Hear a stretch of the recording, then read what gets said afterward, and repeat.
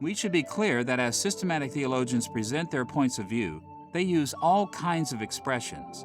But at the same time, the dominant mode of expression in systematic theology is straightforward, indicative statements.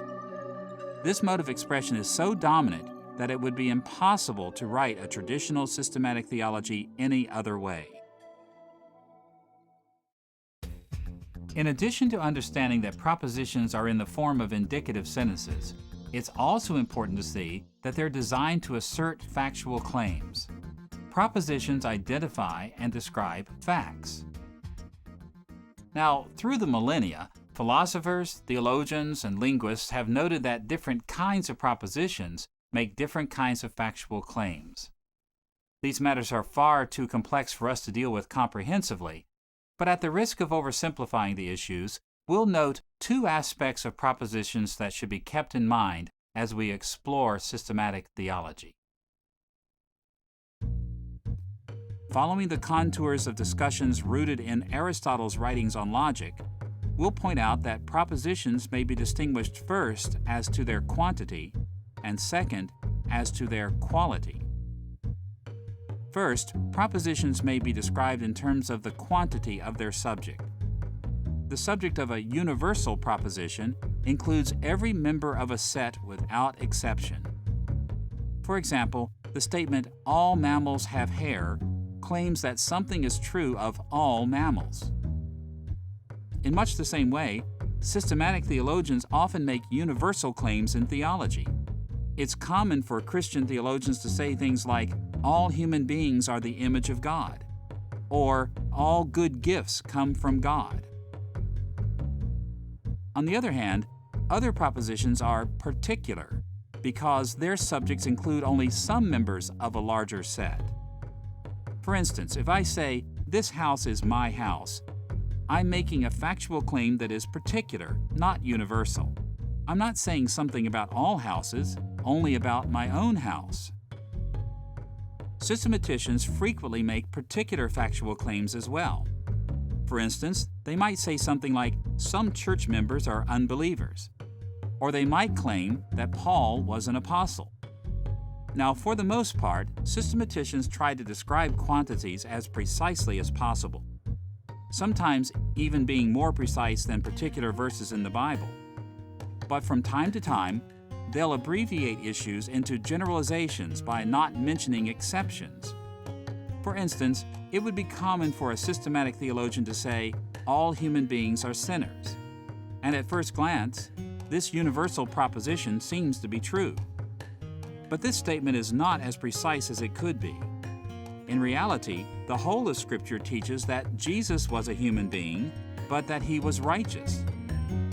So from time to time, we do have to pause and ask whether at any given moment, systematicians are actually claiming something about all or just part of the classes of things they describe. Second, in addition to quantity, propositions may be distinguished by their quality. That is, they may be categorized as either affirmative or negative assertions. On the one hand, affirmative propositions state positively that something is true. In everyday speech, we might say something like, "this dog is mine." This is a particular and affirmative statement. It affirms that one particular dog is one of many things that belong to me. In systematic theology, a proposition like, "some biblical passages teach about sanctification," is also a particular affirmative proposition, because it states that at least some biblical texts fall into this category. A universal and affirmative statement in ordinary life would include something like, "everything I lost is important to me," because it states positively that everything I lost is at least part of what is important to me. Systematic theologians often make similar statements in their field of study. For instance, consider the statement, "everything that was created by God." This proposition affirms that everything that was created is in the set of things that are created by God. On the other hand, propositions may also have a negative quality, and they may be either universal or particular. For instance, when I say, "This house is not my house," I state a particular and negative proposition. And if I want to make a universal and negative proposition, I might say something like, "No one in the room speaks English." Negative claims also appear in systematic theology. For instance, "Jesus was not a sinner" is a negative and particular proposition. It denies something about the one person Jesus.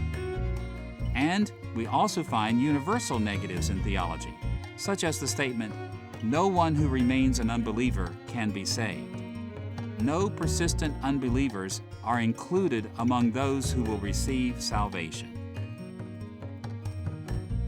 These distinctions in quantity and quality are important to keep in mind as we study systematic theology.